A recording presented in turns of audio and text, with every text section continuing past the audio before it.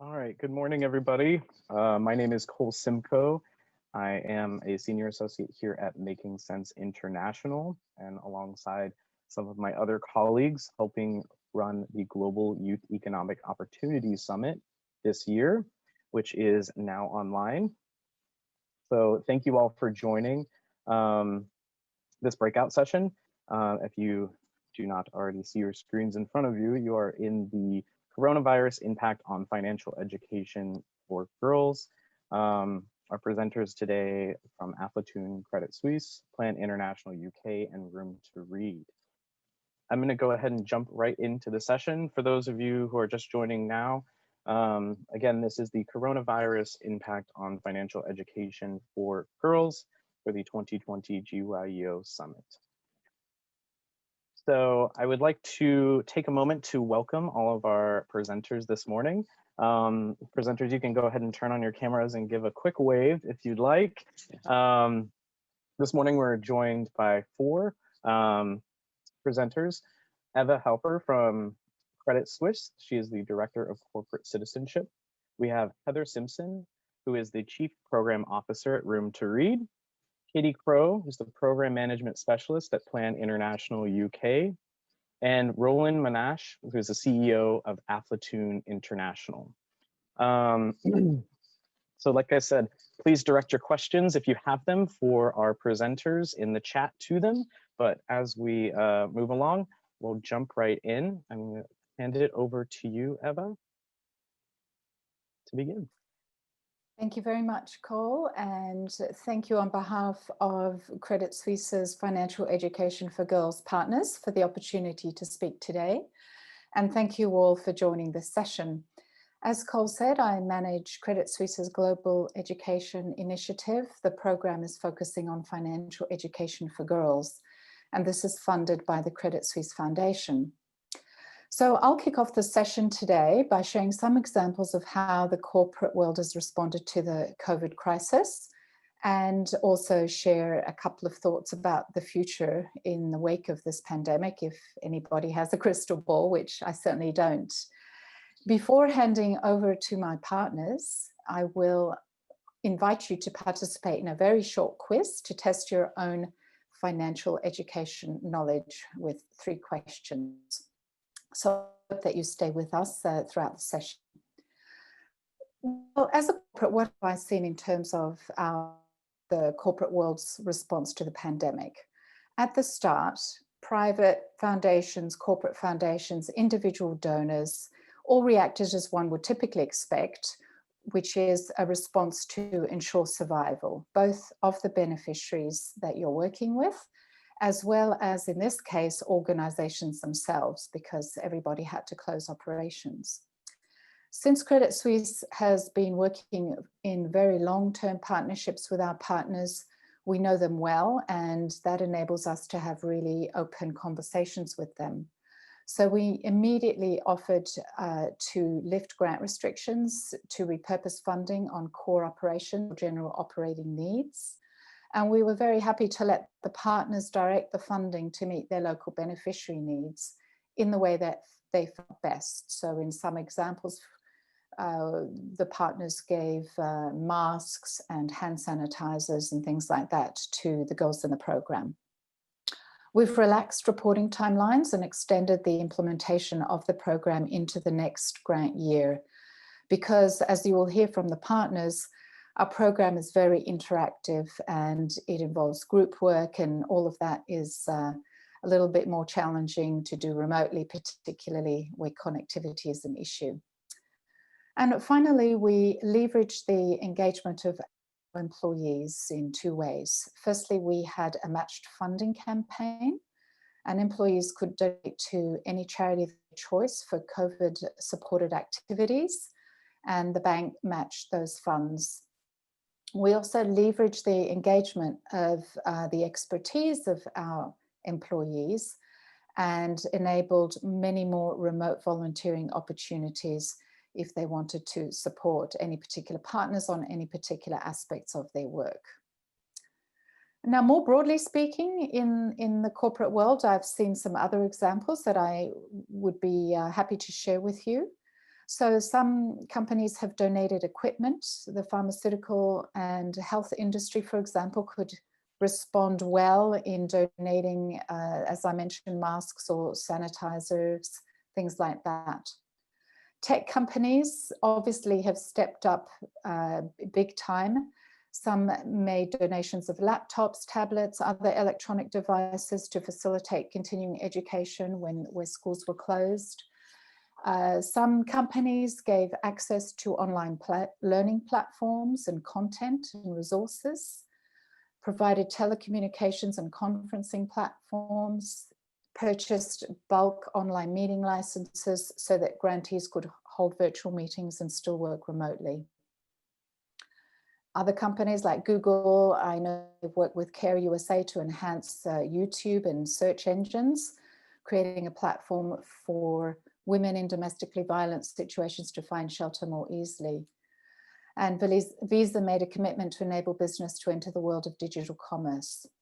So these were examples of where corporates, in line with their core business expertise, were able to support partners. Now we're several months on, aren't we? And what phase are we in? We're still in phase one. I think we're back to phase one, perhaps in Europe. But either way, we do need to look ahead. We need to look at not necessarily rebuilding, but building anew, because some of the changes that we've seen are going to be forever. And one of the most important changes is closing the digital gap. COVID has really accelerated the need to do this and underscored how much of a gap there is. And then there's a new word, resilience, that has suddenly crept into our language. And it's going to be really important for foundations and corporates and individual donors to think about funding for resilience. At this point, there are very few models how to do this, how to become a resilient organization and what it means. So it is going to be an iterative and collaborative journey by funders and implementing organizations together, and certainly will involve some capacity building. So we've only just begun really to respond to what's changing, and there's going to be a new normal, as you all know, I'm sure, both for funders and implementing organizations. And I'll leave it to my partners in the next section of this presentation to explain how they're dealing with the changes. But now moving on to Credit Suisse's financial education initiative, and why is it important to Credit Suisse? Well, as a corporate, we understand that corporates hold huge influence in the world. We have a lot of expertise to contribute, from business processes, such as project management, for example, to a readily available pool of employees who are really eager to engage with societal issues. And of course, we have specific sector knowledge depending on industry.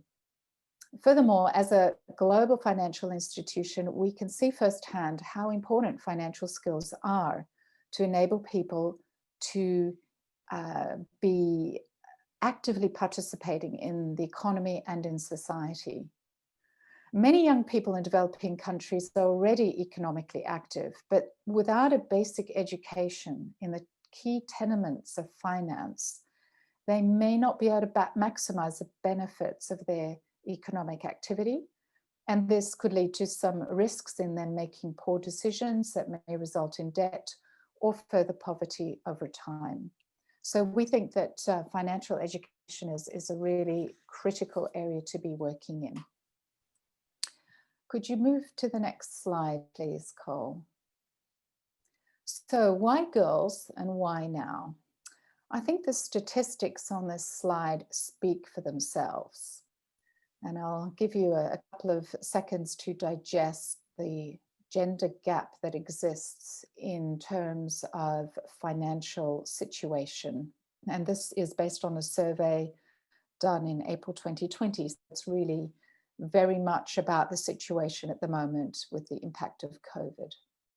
So in 2013, the OECD did a study, and at that time we were looking at what to focus on in our global education initiative. And the study found that women face high constraints in accessing economic and financial opportunities and products compared to men. So the four key areas where they are more disadvantaged is they firstly have less financial knowledge than men, particularly the less educated women and women with a lower income. Secondly, women are less confident than men about financial matters and their own financial skills, and even more so when it comes to complex financial issues. Thirdly, women face greater financial risks than men. Women tend to live longer and yet have shorter working lives. So when they take time out to look after children, they don't earn during those years, so overall their income is lower. They may not make pension contributions in places where they have pensions, and so it really sets them back in their careers. And fourthly and finally, they have limited access to financial products, things such as loans, capital growth financing. All of these kinds of significant financial products go beyond the microfinance lending, which is very successful for women.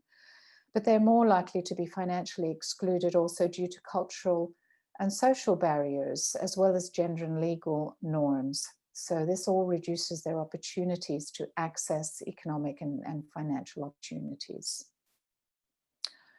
So financial education can be transformative for girls.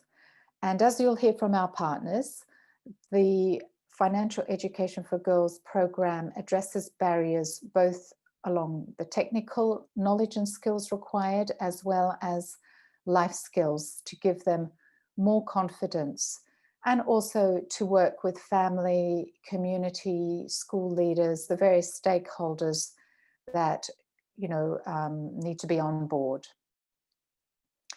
So girls, we know, in developing countries have faced more barriers to education, and the impact of COVID is disproportionately affecting them. They may not even return to school. We know from crises like the Ebola crisis that when they're at home, girls face a greater risk of sexual abuse, exploitation, early pregnancy, forced marriage, and the extra burden on household responsibilities means that they are carrying a lot more of the weight of the impact of the virus. Even in the States, I heard the other day, women still bear a greater proportion of childcare duties compared to men. I think it was on average 6 hours a day more engaged in their children's schooling and care than men who are similarly working from home. So losing out on an education is one of the major drivers of gender inequality. And that in itself is a major cause of hunger and poverty. The World Food Programme estimates that 60% of chronically hungry people are women and girls. So we do need to give them the tools to be able to look after themselves.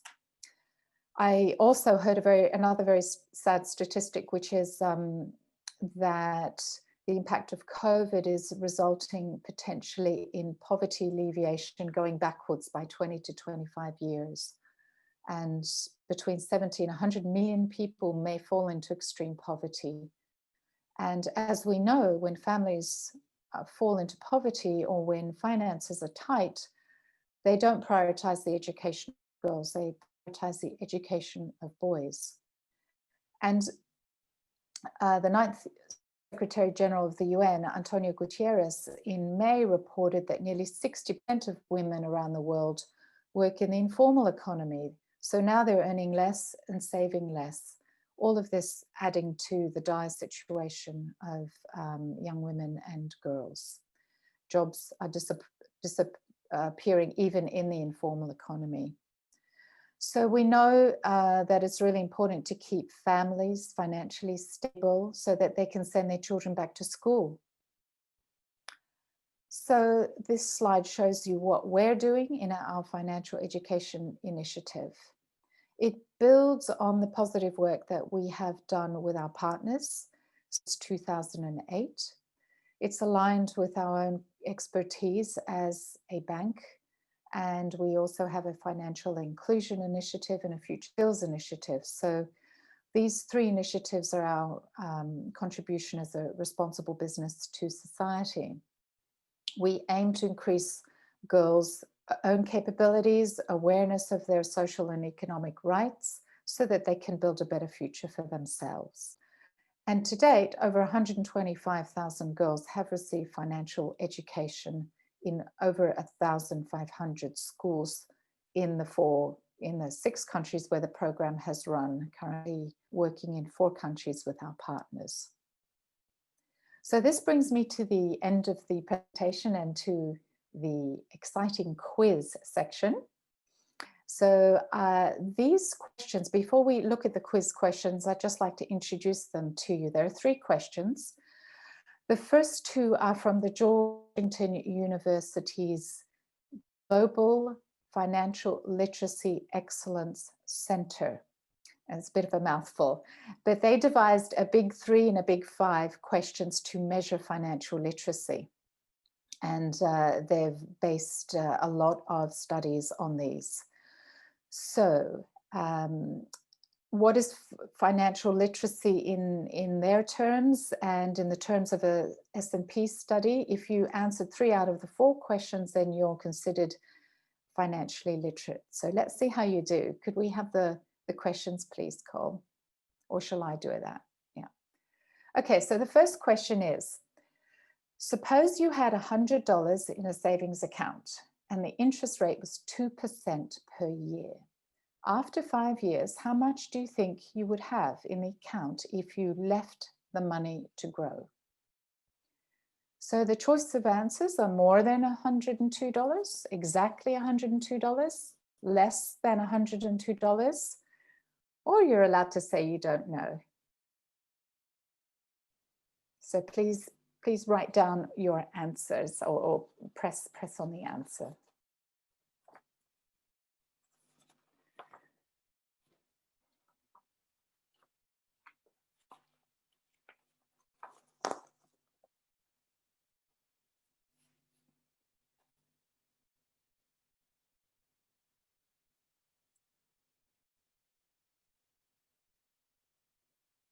So we've got 4 people voting. Anybody else? 6, excellent.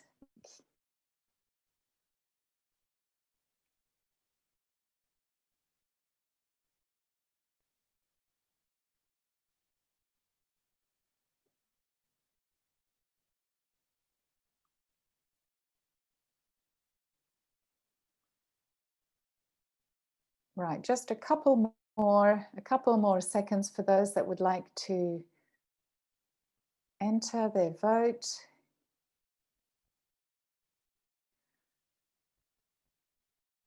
Let's see if we can get to 10, excellent, good. 11, excellent, great. Well, I am happy to tell you all that the correct answer to this question is more than $102. So you have all got it right. Well done, fantastic. Let's go on to question 2.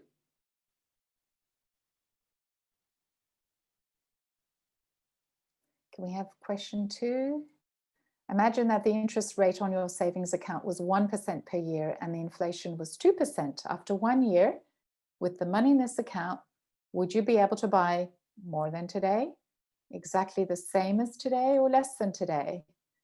Or maybe you don't know.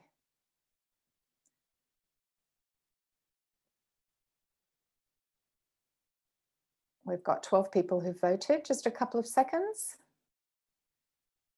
And then the third question is, what percentage of 15-year-old girls in Brazil have the minimum proficiency in financial literacy that's required to participate in society? 48%, 58, or 78? Right, well, we seem to consistently be around 12, 13 answers. So let's go on to the answer for question 2. The answer is C. You would have less than today. So congratulations to the 85% of you who got that right.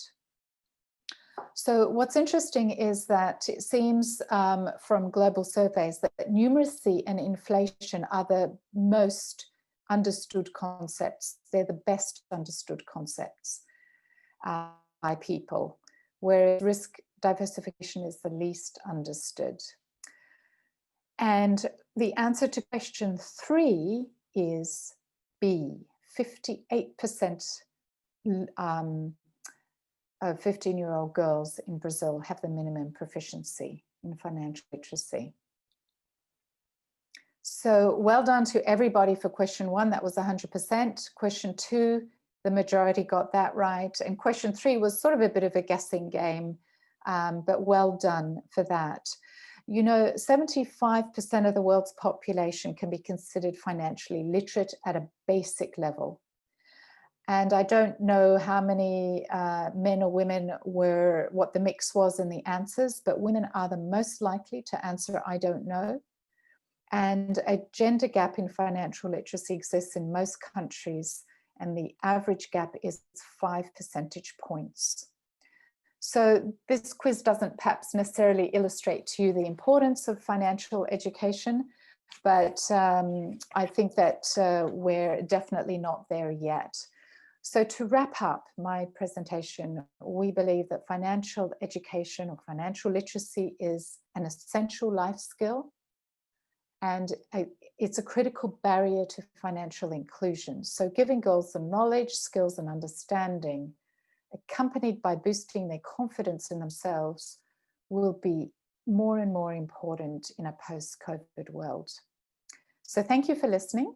And with that, I would like to hand over to the CEO of Aflatoun International, Roland Monash, one of our partners and the technical expert in our Financial Education for Girls program. Over to you, Roland.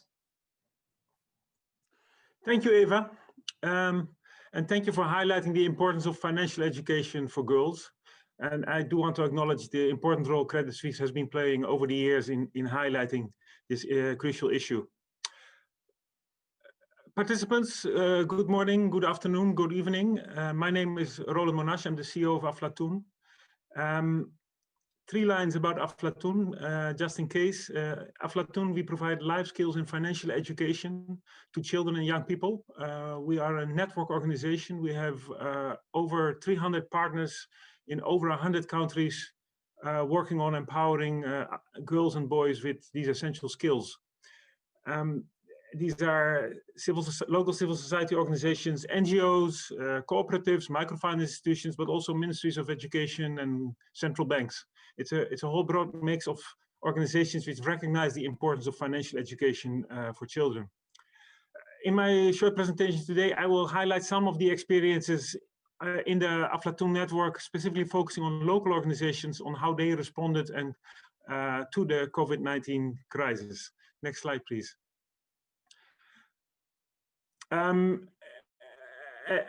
Everybody, of course, had in the initial days of the lockdowns was struggling, but it was remarkable to see how quickly the organizations, despite their own challenges they had in their own organizations, stepped up the plate and really started to respond. And if you look at the type of response they were organizing as local organizations, it was threefold. First of all, it was really public health education on COVID-19, educating the people about the risks. Secondly, ensuring that children, one way or the other, would continue to receive some kind of education by different creative solutions. And thirdly, really mitigating the economic impact of the crisis, food support, cash outs, and other protection measures. So quite a large, and about 80% of the organizations within 2 weeks of the lockdowns in their countries were actually up and running and have some kind of response. Next slide, please. And just to give you an example, this is an example of one of the local cooperatives in the Philippines. We have a large network of cooperatives in the Philippines who are using the Aflatoun tools on financial education. They came up with very cost-effective, low-cost, innovative approaches in continuing education for the children in their communities. And they came up with some simple complementary measures. For example, they used the local co-op kiosks, which they have in the urban and peri-urban areas in the catchment area, and they used them as a distribution point for homework and lesson material, as well as parents could drop off the homework after it was done. For the rural areas, they use their cooperative outreach laborers to go on the motorbikes to the villages and do the same thing, hand out the material and the lessons. And they involved the older youth, the graduates and older students participating in giving lessons to the small children in their communities outside the houses. And another good example is safe spaces where Wi-Fi was being provided in the urban and semi-urban areas where the rich families in the community were identified and were providing those services to the poorer segments in society. So very creative, very innovative. Next slide, please. What happened is that after an initial month of responding, which I just described, we suddenly get an enormous request from the partner network on asking for help in ensuring that children were actually really continuing also to receive financial education. We reached out to all of our partners and we asked, what support do you need? And we were thinking about financial support or other type of support, but the large majority say, help us with technical assistance to ensure continuation of financial education, because it's now more than ever important that children, we build resiliency among the next generation. We need to prevent them from future shocks by having them financially much more literate than the adults, their parents are at the moment. So there was a real demand for financial education, but they also identified we can't do it through schools, which we normally often do. So help us with alternative measures. Next slide, please. And interestingly enough, if you look at the response for financial education, you can divide it to digital and non-digital. And I do think I should highlight that most of the responses today are still offline, non-digital responses by our partners in the network. So face-to-face interactions, but and if you look at how have they been doing this, it's really focusing on where do these young people come together, where do they meet, where can we reach them. And maybe a simple example is, for example, in Malawi, they had just started a school program for adolescent girls on life skills and financial education. And they had to completely reinvent their approach and go to the communities and come up with micro clubs. So they had also specific guidance that not more than 12 to 15 girls and facilitators at the time could come together in safe outside spaces where they could learn and meet on financial education. At the same time, there were activities like income generating activities like plant seeding, where girls and boys would come together and would meet or regularly to do these activities, but at the same time learn about finance and business. So a lot of creative approaches continuing financial education outside of the classroom, but in the communities. Next slide, please. Now, for us, that was quite an adjustment because while there was a huge, and I'm focusing on the left side of the slide, there was a huge increase of demand for capacity building, for trainings. But at the same time, we in Aflatoun, with our headquarters in Amsterdam, were not able to travel. So we really had to come up with distance training approaches. And unfortunately, we have local master trainers in nearly all countries around the world. And we have regional master trainers, which are experts in financial education and how to teach teachers to use that and other educators. So we came up with a very innovative approach, or at least it works for us, where we were engaging with local master trainers, which would meet face-to-face in the communities, in countries, with the educators, with the local NGOs, where we would log in with our distance training tools, and we have a digital partner engagement platform where we provide the curriculum, where we have activities, and where in that way we were able to also ensure quality while these capacity building activities during COVID-19 were ongoing. So we have, with confidence, we can say now we've figured out a model where we can continue capacity building even while we are here in the Netherlands, and we can reach out to most communities and educators in the world. Now, moving on to digital, this is the second part of my presentation on how they're responding. Can you just go back with the slide? It's the right side of the previous slide. one of the things we realized is that there was an enormous amount of partners wanted to start trying to use digital education. But what we realized is that most of the teachers, educators were actually digitally illiterate themselves. They didn't know how Zoom was working. They aside from WhatsApp and Facebook, very little knowledge on using the Microsoft Office suites, etc., etc. So one of the first things we needed to realize is that we needed to develop a course on how to use computers in an effective way to engage with students. If you go to the next slide now. So what we have done is we have developed online trainings to teach teachers and other educators how to engage through digital means with girls and boys of different ages. Unfortunately, before the COVID happened, we had transitioned our adolescent girls program, life skills and financial education curriculum into digital format. And what we had realized is that in every country and every partner has different digital approaches. So rather than developing an Aflatoun app, we developed and translated our curriculum into lessons, micro lessons, which could be used in WhatsApp, in Facebook, in videos, with quizzes, SMS texts. So a very flexible curriculum which could be adjusted to the local context. And what we're seeing now, and if you go to the next slide, please, this is my last slide. What we're seeing is that the local partners are adjusting our lesson material, our tools, our quizzes into their local digital platforms. And these platforms are very different in different settings. For example, in Ghana with Ineza, we have used an SMS tool to reach children initially after school, but now it's being used, of course, as they're at home to do exercises through SMS.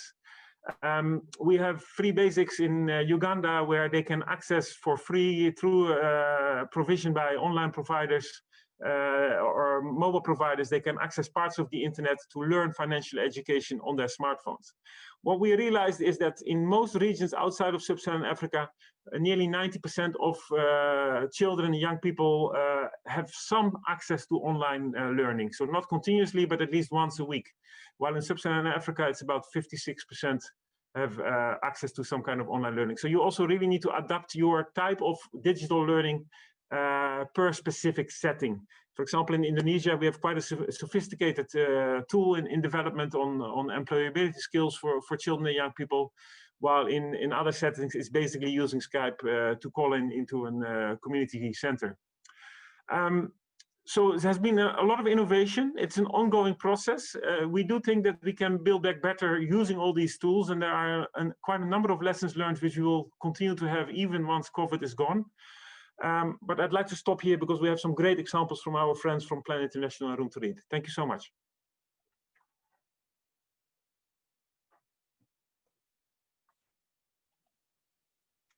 Thank you, Roland. And hi, everybody. As Cole says, my name's Katie Crowe, and I'm a programme specialist from Plan International UK. I've been part of the programme delivery team on the Financial Education for Girls programme since 2014. So we can move to the first slide, please, Cole. So those of you that don't know, Plan International are an NGO working to advance children's rights and equality for girls. We both work on both development and humanitarian programming. And since the advent of the COVID-19 pandemic, Plan International has launched an emergency appeal to support the most vulnerable communities in over 50 countries, focusing on communicating public health information, installing hand washing facilities and distributing hygiene kits, whilst ensuring the needs and rights of girls and young women are addressed. And we know from our experience responding to other health crises such as the Ebola outbreak in West Africa, that school closures, a deprioritisation of other basic health services such as sexual and reproductive health, and social isolation puts girls at increased risk of harm from gender-based violence, early pregnancy, trafficking and exploitation. Next slide, please. I just wanted to draw your attention to some research that was published last month by Plan International. The data comes from over 7,000 girls across 14 countries, capturing their experience and perspectives on the secondary impacts of the pandemic beyond the immediate physical health implications. It's some of the first research of its kind conducted on a global level, exploring the social impacts of COVID-19 and the consequences for young women and girls. And we already know that pre-existing inequalities are made worse by COVID-19. Girls are already less likely to go to school compared with their male counterparts. They're more likely to bear the brunt of domestic work or care work, and they're more likely to be subject to domestic abuse whilst being told to stay at home. I've highlighted some of the key stats from the slide, on the slide, and it'd be really good if you go and take a look at Plan International's website and take a deeper dive into that report, because it's really interesting. So the next slide, please. So moving on to the financial education for girls programme, we want to talk a little bit about how it's been affected by the pandemic and how we've adapted. And of course, COVID-19 has been a prevalent challenge impacting us since December 2019, when cases were first reported in China. And to date, Brazil remains the second worst affected country in the world. Eva did give a great overview of the objectives of the programme already, so I won't dwell here and dive straight into the programme content. So next slide, please. So in China, we're working with vulnerable children who are left behind in Yunnan province in southwest China. Their parents have migrated to the industrialized areas of northern China to work. They predominantly board in schools for the majority of the year or live at home with elderly relatives. Yunnan is also home to a large number of marginalized ethnic minority groups from bordering Vietnam, Thailand and Myanmar. Many of the children are suffering with their mental health and neglect. We're working with just over 40 schools to deliver financial education for girls sessions to adolescents in the classroom via teachers. And there's also a career guidance and counselling component to the project in latter years. The lockdown in Yunnan was most serious during the winter holiday period between January and the end of February. So in some ways it was fortunate the children didn't miss out so much on school-based learning during that period. Schools have gradually reopened from April and have been back to full capacity since about May time. Over the period of school closure, all education was delivered online via a number of different mediums, SingTalk and other apps that were available in country, each school taking their own approach. However, the feedback from teachers was that remote teaching was very challenging, especially for these students in these rural areas. Only some children had access to mobile phones or computers, and there was widespread connectivity issues. Lockdown also restricted the movement of the teachers and planned staff, so it was very difficult for us to access those in the remote areas with zero tech interventions and worksheets and other things like that during the time. We were able to work with the in-country partner Be Better and Plan China staff to continue engaging and supporting teachers, so those who were able to reach students via the online medium were still getting kind of technical support via that medium. The main issue affecting girls during the lockdown was an increased expectation that they would help with domestic work, impacting on their study time. In most cases, parents had returned home and their children found there was a conflict at home. They were used to living independently or with relative freedoms whilst at boarding school. And this was, of course, kind of felt even more starkly with restrictions on leaving the house entirely, particularly for those who were living with older people and who were at increased risk of infection. I'd like to move on to Brazil, really because the experience has longevity there. We continue to be impacted by social distancing measures and quite strict restrictions on meeting in groups. Schools remain closed in Brazil currently, and although there's no decision on when exactly they will reopen, it's not expected to be before the end of the year. We're working in the northeast of the country with 11 schools where we have recruited and trained a team of adolescent girls to be peer educators. So the sessions are delivered in our school clubs solely by peer educators who are supported by Plan Brazil staff. Part of the training package included facilitation of club sessions, so those facilitation skills that are essential to deliver the sessions. And of course, they've had to be retrained during this time to use online mediums. So I just want to say a big well done to the girls and thank you for being so adaptable and agile. As the programme is now solely being delivered online, it was of course essential to understand students' access to technology and connectivity to the internet.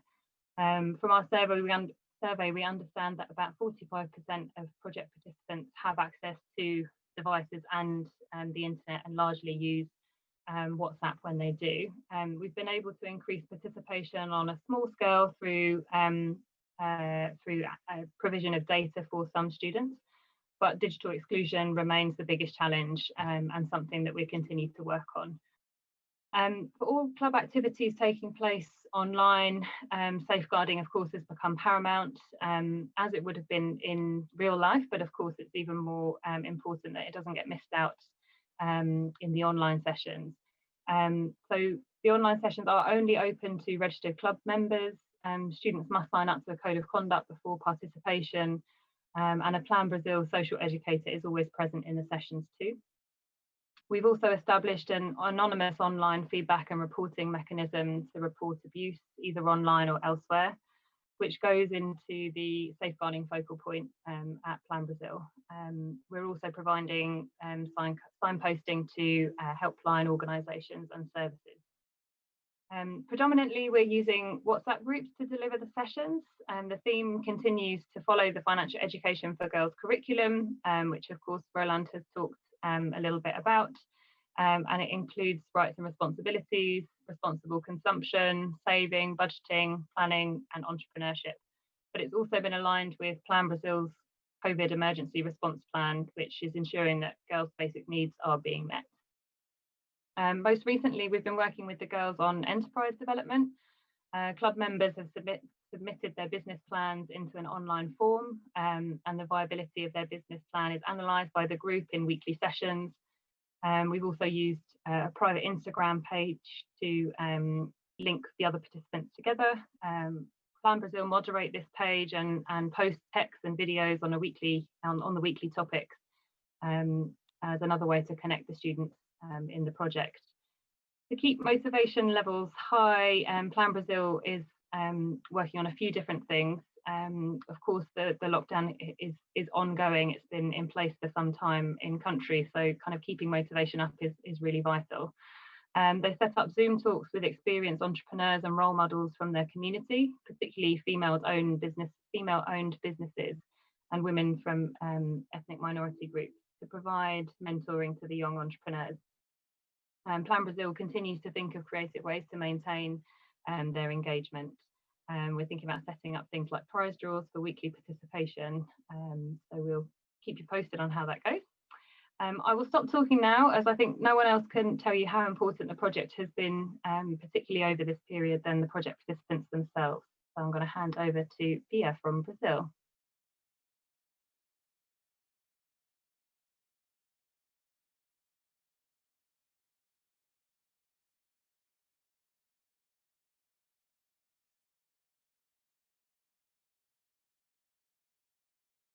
Oi, tudo bem? Meu nome é Bia Diniz, tenho 14 anos e sou do projeto Geração. E a Plan me convidou para responder algumas perguntinhas sobre a quarentena. Bora lá! Minha rotina mudou muito, eu acho que para todo mundo foi uma coisa que foi pega de surpresa. O mundo estava em constante agitação, a gente estava todo tempo correndo para um lado e para o outro, com tanta pressa para fazer coisas. Então, sim, a quarentena mudou muito a nossa rotina. A gente parou. Acho que eu tô cuidando mais de mim, tô olhando mais pra mim. Cozinhar, eu abri uma empresa, né, de doces. Então, eu tava achando que tinha dentro de mim, não sabia que era tão grande assim. Então, enfim, tô me descobrindo muito, muito ainda nesse tempo de quarentena. Ele tem me ajudado bastante, até mesmo para sair daquela rotina estressante. Aprender não é fácil, né? Todo mundo sabe disso. Então, acho que acho que eu sempre me senti muito confortável em conversar em determinados lugares, que determinados assuntos que eu não tinha tanta liberdade para conversar antes, e foi o lugar de apoio que eu consegui para uma geração. Então, me ajuda bastante, até hoje ainda me ajuda, ainda mais nesse período de quarentena. Eu diria para essas pessoas que se olhassem e analisassem a situação. Acho que todo mundo já sabe o que a gente está passando, mas será que a gente já viu em que situação a gente está? Né? Porque foi o que eu vi agora. A gente está na mesma situação, a gente está no mesmo mar, mas a gente está de forma diferente enfrentando isso. Outros estão de navio, outros estão de barcos, outros estão de coletes. Outros estão nadando porque sabem nadar, mas outros nem sabem, estão afogando. Então, acho que a gente deveria olhar pra gente. Vejam as oportunidades do barco, do navio, como privilégio na cidade. É muito fácil a gente falar que racismo não existe, que o preconceito não existe, de todos os tipos de preconceitos. A homofobia, a xenofobia, todos os tipos de preconceitos possíveis. É muito fácil a gente dizer que não existe quando a gente não passa pelo mesmo. Então, acho que enxergam esse privilégio, enxergam na situação que a gente está vivendo, como a gente, embora eu das pessoas em casa, tenta enxergar os privilégios, tenta enxergar a posição na sociedade. A gente tem um tempo grande para pensar ainda, para que quando volte ao normal, a gente tente ser pessoas melhores. Então, obrigada, Plum, pelo convite. Muito obrigada de paixão mesmo. E é isso. Fiquem em casa. Beijo. E tchau. Fiquem em casa se puder.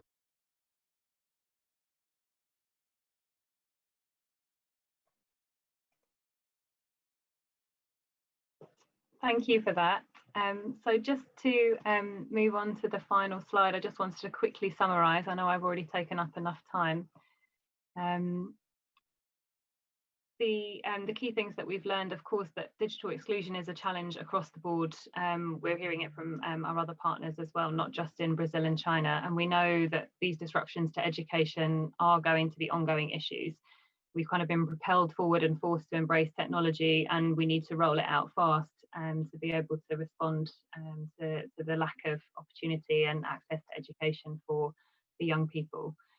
We know that safeguarding and protection is incredibly important for girls, but now we're moving into online mediums. This has to be included in the lessons and sessions that we're running as part of the programme.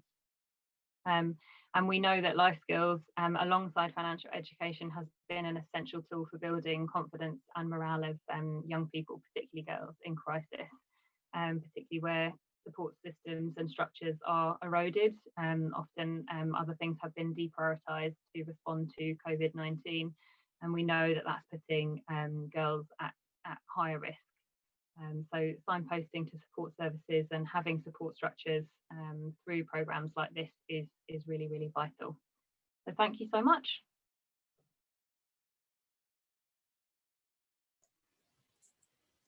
Thank you. I'm Heather Simpson. I am Room to Read's Chief Program Officer, and I am just thrilled to be part of this conversation today. Cole, could you go to the next slide, please? Thank you. Room to Read's working towards our mission with more determination than ever right now since the spread of COVID-19. All 16 of our countries where we work have experienced either full or partial school shutdowns and closures. Again, similar to our colleagues here today. Where we work, we've been diligent to find ways to deliver our programs and to be agile with a really fluid situation.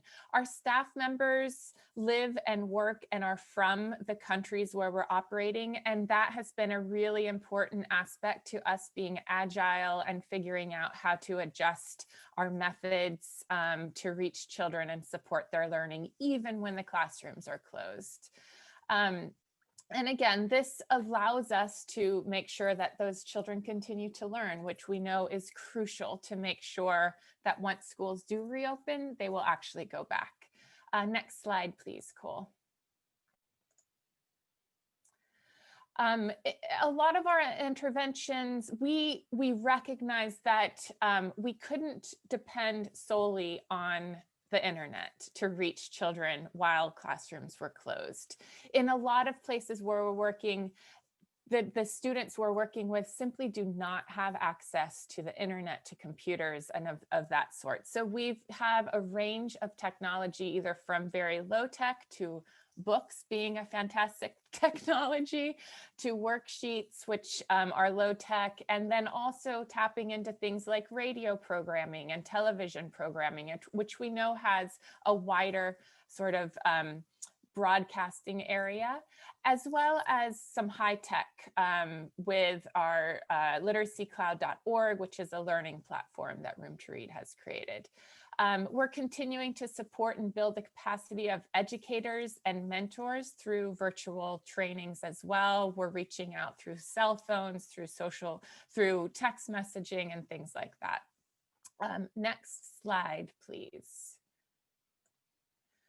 And specifically around our adolescent girls education programming, Room to Read is working to make sure that girls in low-income communities around the world do not lose their focus of education, of their learning opportunity and their dreams. We want to make sure that they continue to learn even during this period so that those dreams don't die. We can help them grow their resilience and ensure that they stay safe and strong during these really turbulent times. It's not easy on these girls. We provide individual mentoring to girls by phone. While assessing their ability to provide group mentoring sessions via smartphone, we're also doing that in some areas where they do have connectivity. Individual mentoring support, it's really to touch base on a few things, to their social emotional well-being, encouraging them to continue their learning and their lessons, and also reducing their risk of dropping out of school. During this pandemic, we have seen some results for this of our colleagues in the field being very effective on being able to reach out to our girls in our program, provide these individual mentoring supports through virtual means. In Tanzania, for example, 22,000 direct messages were sent by our team members. In Sri Lanka, 40,000 direct messages were sent through WhatsApp, WeChat, social or SMS, etc. That's through July of this year. Over 16,000 individual remote mentoring sessions were led by our team members in these countries through July of this year. Again, these are really critical to making sure that girls continue their learning journey during this time. Next slide, please, Cole.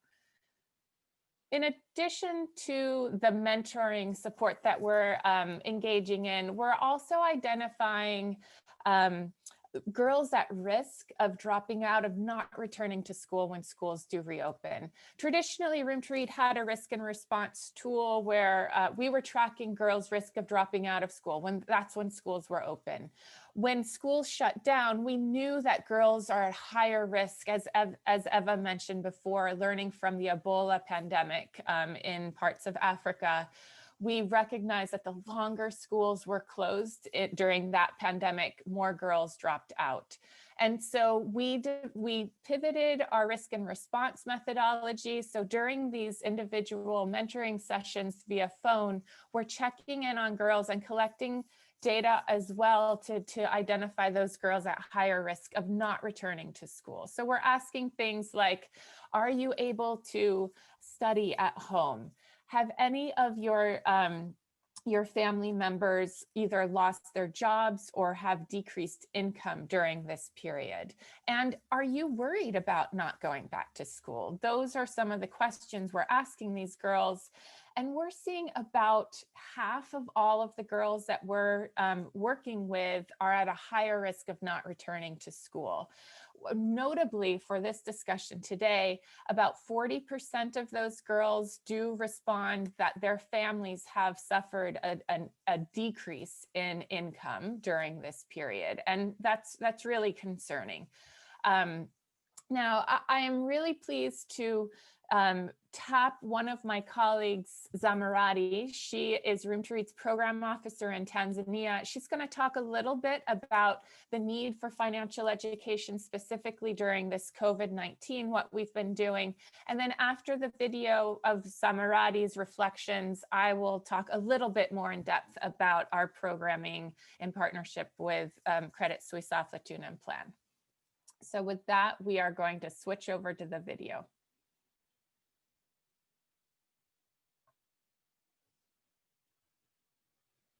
financial literacy education or skills were very important during the pandemic because our families, our beneficiary families were actually threatened by this pandemic, and the economic and financial situation at home typically changed because of loss of job for some of the families, and therefore the skill that girls have received were actually supporting their families in terms of creating some business ideas, but also trying to educate their family members importance of saving, because it is through saving where you can have a balance that can support you during the difficult time. We also developed or adapted our life skills financial literacy sessions into girl-centered worksheets, whereby the girls were studying these spreadsheets themselves at home, and we actually created about 20 spreadsheets from our curriculum, and 10 were for primary school and 10 were for secondary school. And these sessions included saving goals, saving responsibly, source of income, issues of gender, as well as saving in relation to safe menstruation for the primary school.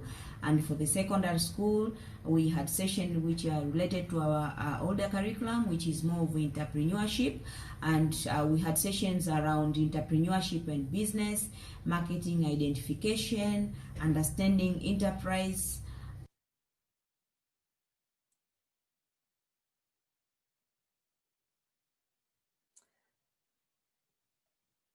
Thank you, Zamarati. And we will switch back to a couple more slides. Thank you so much, Cole. As Zamarati shared, Room to Read is doing a number of things to make sure that the financial education aspects of our support to girls continue even during this pandemic, even when classrooms are closed and even where we can't bring girls together in the traditional way we usually had prior to this pandemic. So as you heard Zamarati say, we're pivoting our financial education programming in some of the following ways. We've created worksheets, which she mentions, for activities that can be done at home. This way, girls can do it at their own pace. They have these worksheets. I've included an example of one of these worksheets on the slide. You can see we provide a bit of an introduction to the topic. We provide some questions, some activities that girls can fill out, some reflection points. And that way, these are supporting girls, even if they can't access internet or other bandwidth, they have these worksheets at home. We're also conducting virtual study groups of girls around financial education. We spend some time during those study groups to respond, to talk about the worksheets and sort of the content on them. We have virtual support and training for focal teachers as well. Teachers right now are also needing to figure out how to pivot their own work. And we've been really happy to be able to provide virtual training with focal teachers. We're also providing virtual mentoring with girls that we can reach, which I discussed in a little bit prior to this. And we're texting and sending messages to parents as well with content around financial education focus. This has been really important because we know as girls are home and not going to school, parents are shouldering a heavier load of supporting their students, their children's learning at home as well. And so we are providing support to parents in that journey.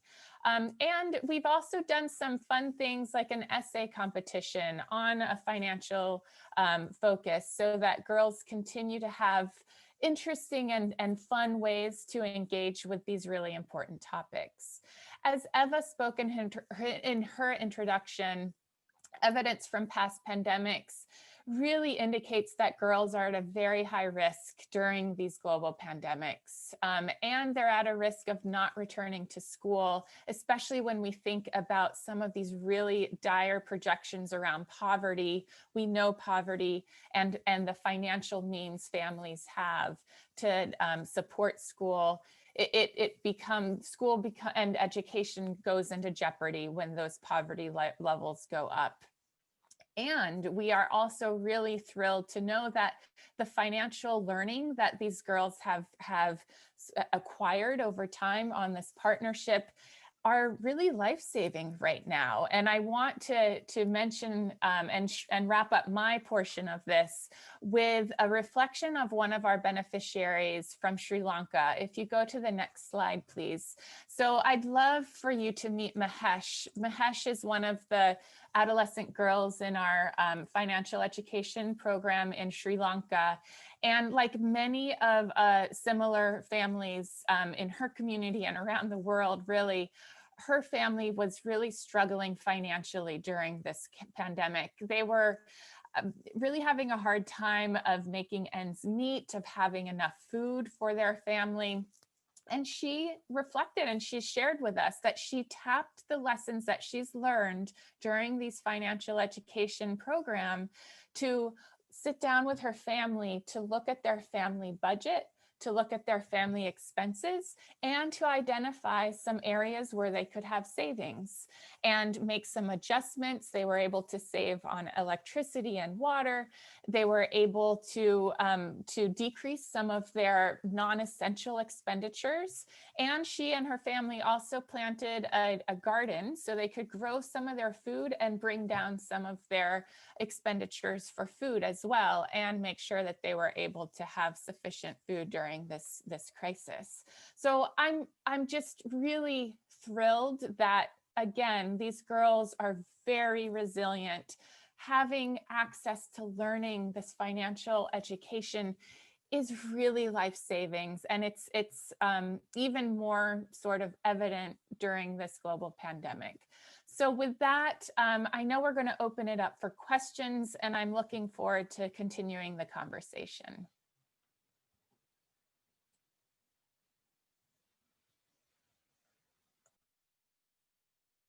All right. Thank you, Heather, and thank you, everybody. Sorry, let me just get out of my screen. So we would like to switch to portion. If anybody does have any questions, please use the chat feature in Zoom to direct your questions to the presenters. Otherwise, I'll go ahead and start asking some questions. I'd like to invite the back on video so we can see everybody. That's all right. Let's see if we can get everyone up here. Here we are. And as we do that, I guess one of the main points of discussion that I think everyone has brought up in their presentation is the term resiliency. And it's something that I want to pose back to our presenters today. We see, in this track event, we're talking about foundational skills, one of which is financial literacy. But as we move through this pandemic, have spoken about resiliency, what that means as a skill, what that looks like. And I kind of want to pose back to some of the partners that are implementing these programs, the question of how has the term resiliency come more into play in your programming, and what does that actually look like? I know we've touched on it a little bit from a financial literacy perspective. So I don't know who would like to begin. I can start. Resiliency has come up in a couple different ways. So one way is financial resiliency, and what Mahesh has shared from her own experience, tapping those skills and the knowledge that she's gained through the financial education program. She and her family were able to sit together and figure out how to be more resilient with their own finances during this period. And we also talk a lot about resiliency on a social emotional learning sort of framework as well, where individuals can develop their own resiliency skills, to develop their problem solving skills, their emotional management skills, which is all also part of resiliency, to be able to manage the stress, the incredible stress that is happening right now. And we also talk about community resiliency, of communities able to weather these disasters that are happening right now. And it's multi-layer. There's the health disaster, there's the economic disaster, and there's the education disaster. That all of these things are happening, and these communities are needing to stay resilient to move through this period of time. Yeah, I totally agree, Heather, and really good examples.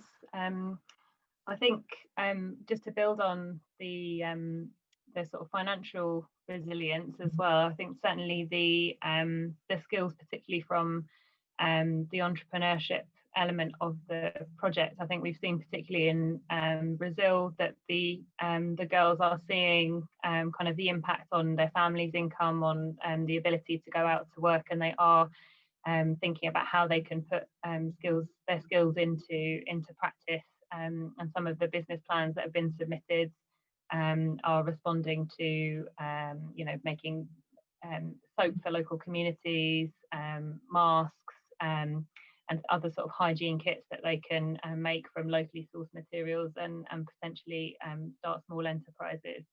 And I think one of the things that the life skills element of the program really brings is that understanding of kind of rights and responsibilities as well. And I think that is sort of founded on an understanding that resilience is a key skill. And part of the program has been kind of inviting kind of conversation and dialogue around topics that are often unexplored or sometimes seen as sensitive topics, particularly mental health, sexual reproductive health, protection from violence at home, which many of the girls in the project would be kind of familiar with or would experience or see in their community. And inviting people from local organisations and women's groups to open up dialogue around those things, so that there are safe spaces for the girls as well. And I think the peer education element is so vital to that, because there's so many topics that can't be explored with adults or with boys rather than girls, and the sort of peer education element opens up that discussion and topic. And I think you can see from the testimonies that we have and the videos of how eloquently the girls talk and how passionately they talk about the program, you can see what impact that's had on building their confidence and resilience. If I could just jump in quickly with a corporate voice. I was on a webinar during the UN General Assembly week, and I was listening to somebody, the author of a book called When More Is Not Better. I believe the author was Roger Martin, and he's from the Rotman School of Management in Canada, in Toronto. He had some interesting thoughts about resiliency from a business world perspective. So these are his words, not mine. I'm not attributing them to me at all. He said that our focus, or the business world's focus on efficiency, has made it less resilient, that the levels of efficiency were taken to extremes, and that resulted in a lack of PPE, for example, because stockpiling is not something that is seen as a good practice, because you have a lot of stock which is sitting there not being used. But in a case like a pandemic, that would be essential stock to have. And therefore it's an example of what's happening across the economy. He said, basically taking away any margins for error. If you push efficiency too hard, the distribution is no longer bell-shaped. And then he also talked about how the pandemic is causing the middle class bulge to be reduced and to hollow out. So we need to bounce back, because the tail end of the bell curve, the very rich and the very poor, is elongating. So those were his remarks that I found very interesting and pertinent to the resilient question. Thank you. Another kind of topic that came up throughout the presentation today, I think this follows on nicely to what Effa was just saying, is kind of the inward programmatic thinking and how we've approached some of these issues coming out of COVID. Roland, I don't know if you want to speak a little bit to this, but you know, we've pushed for greater impact and more, I guess, technically different approaches to some of these trainings and programs, and it's especially sensitive and hard to reach populations that we're dealing with, especially around financial education and girls. Roland, what has been some of the feedback that you've received, since Aflatoun uses such a multi-pronged approach to reach different populations that we're working with, and what have you seen to be really working and catching on in the communities that you've been working with?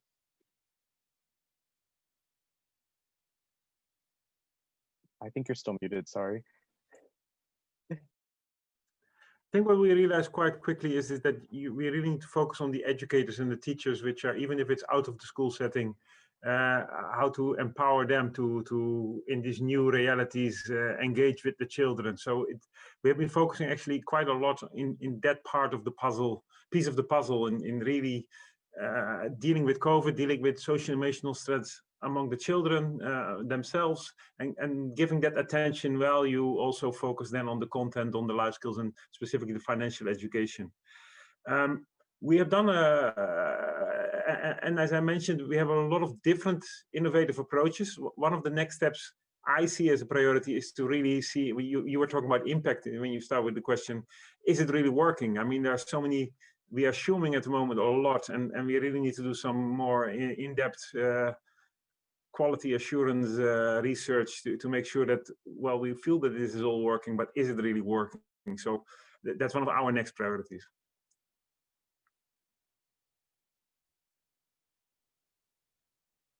Anybody else want to chime in?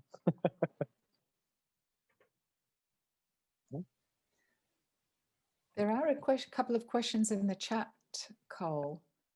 Sorry, my chat is hidden from me. Okay, so there's a question for Plan or Room to Read.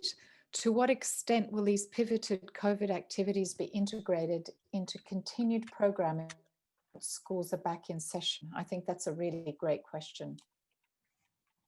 Sure. So Room to Read is definitely looking at our learning agenda, and there's a lot to learn during this period to figure out what aspects, what approaches we would want to continue doing, even if schools reopen and children are able to congregate and work in person.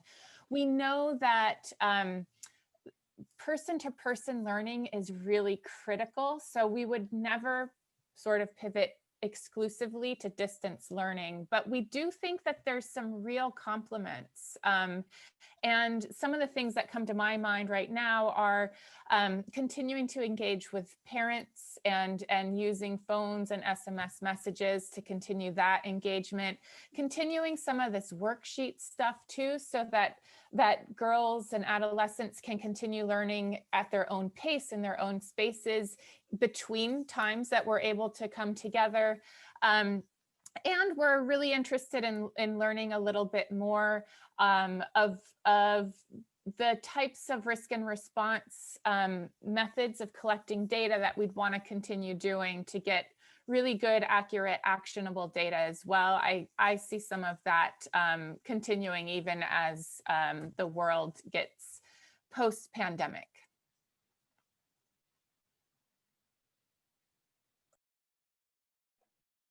Hi, this is Katie from Plan.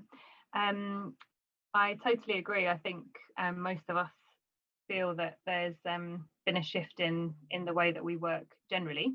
And we know that probably going back to exactly how things were previously is unlikely. I think particularly when working across large areas, and particularly with kind of harder to reach communities, this is a great way of reaching out to them. But you know, knowing that there are currently barriers to you know, digital exclusion for particularly for those rural or remote communities. I think that moving forward, we will definitely plan to keep a dual approach of online and face-to-face.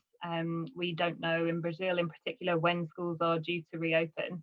And I think that even if they do, there's probably unlikely to be a priority put on some of the after school or extracurricular activities that happen. So I think it's going to be essential for us to kind of catch up with the technology and be able to access kind of the cohort of girls that we've already engaged in the program to ensure their kind of continued participation and to make sure that they get the benefits from the program. And I think also one other thing that's a real kind of important part of that is making sure that we kind of make the investments, but do it alongside the schools and communities and working with the families as well. So I think kind of the kind of wider surveying of the schools and the girls and the community to find out what's working is going to be vital as the next step.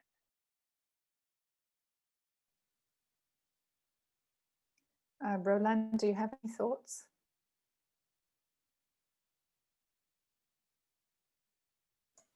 You're on mute, Roland. Nothing to add from my side. Thank you. There's another good question here regarding, we've got two good questions. The first one is to all the presenters, in your experience, which countries are making the big progress in addressing digital exclusion so that education can be delivered digitally? That's the first question. We might as well take both at the same time. Have there been any program design initiatives addressing children and youth with disabilities and accessible resources? So who would like to go first? I'll do my thoughts. So what we have seen across our whole portfolio is the education systems and programming and partners such as Room to Read have had to identify what already exists during this time period and maximizing that. So in places like Cambodia and Vietnam, which we're not doing our financial education in those programs, so in the same in depth as we are in Sri Lanka and Tanzania, so I didn't talk about them much here. But those are places where the digital infrastructure was already in place in a lot of communities, and those communities, families were already using internet for a host of things, and the education system was able to map onto that. In places like Tanzania and Sri Lanka, Tanzania has a rich history with radio, so the ministry has really tapped into radio. And in Sri Lanka, they've really focused on getting hard copy materials out to students. That goes beyond just the financial education.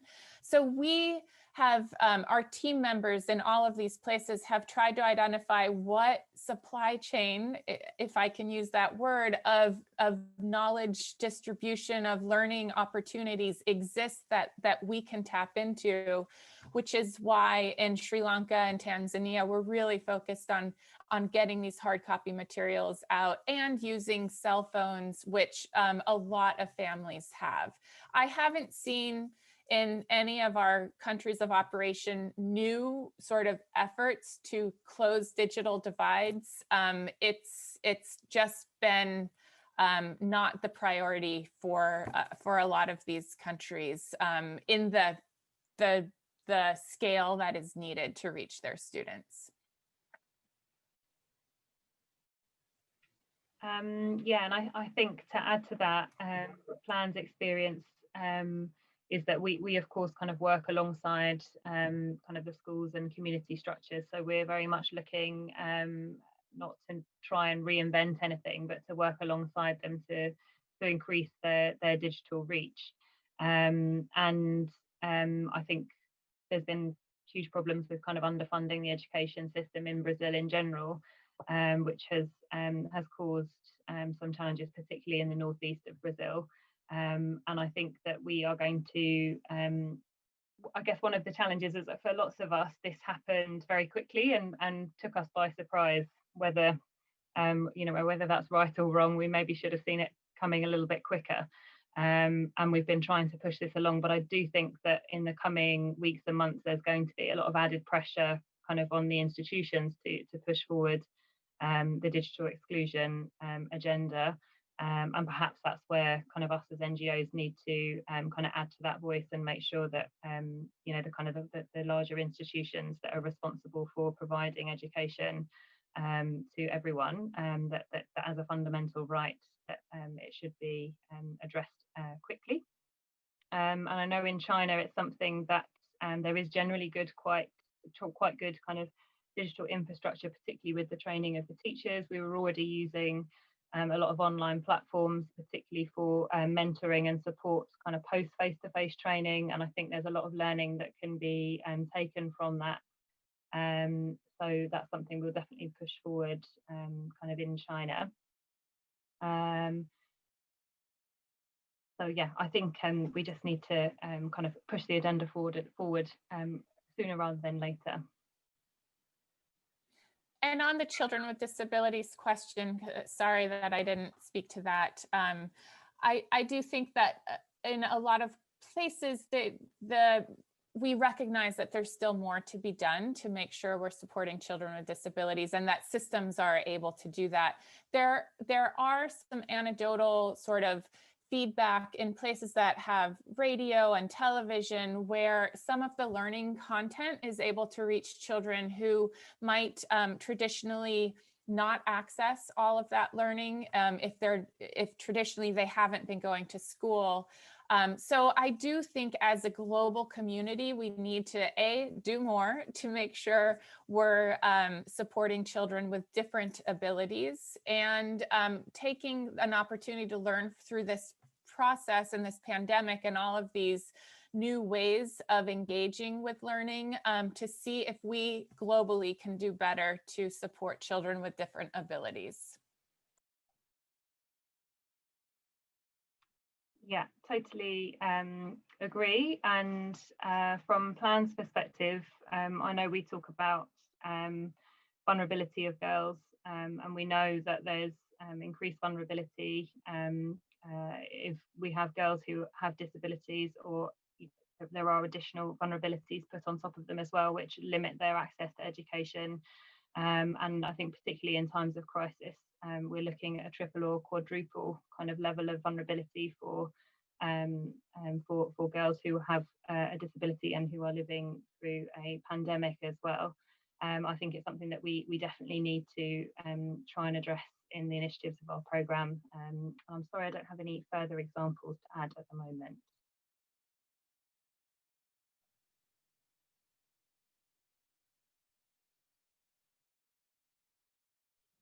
Maybe just to add on the digital question, I mean, we did a survey and about partners from about 80 countries responded on specifically on are you able to reach the children through digital ways? And what we found is that outside Sub-Saharan Africa, about 90% and in some places even more of the children have intermittent online access.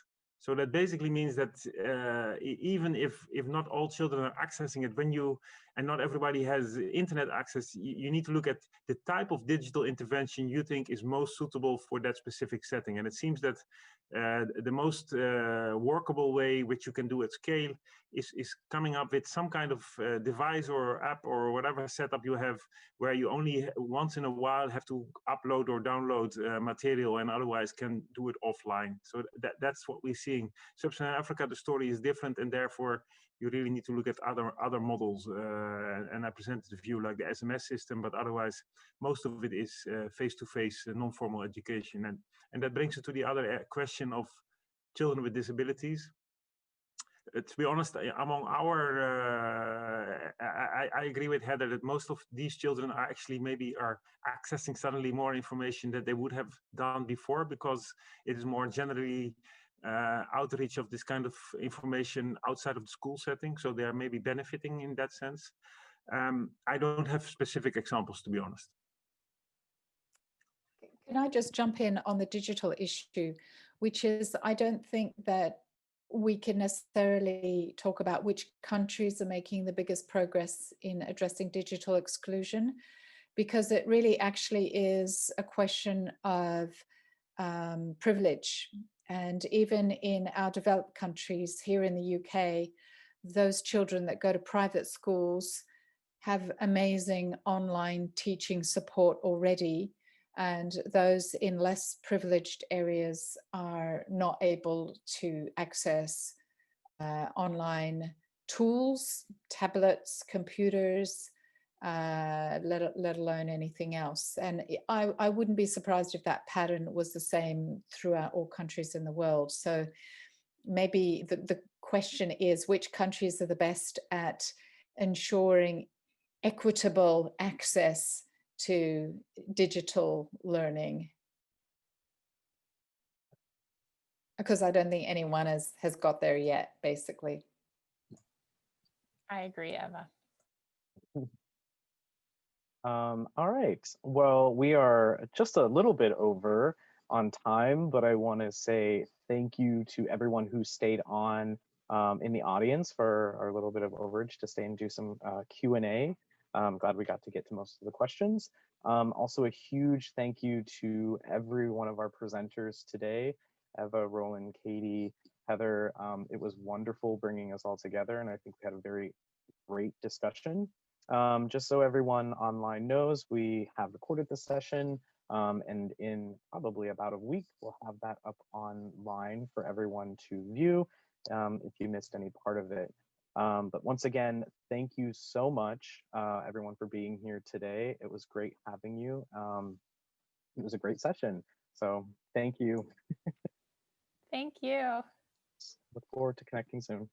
Thank you. Bye-bye. Likewise.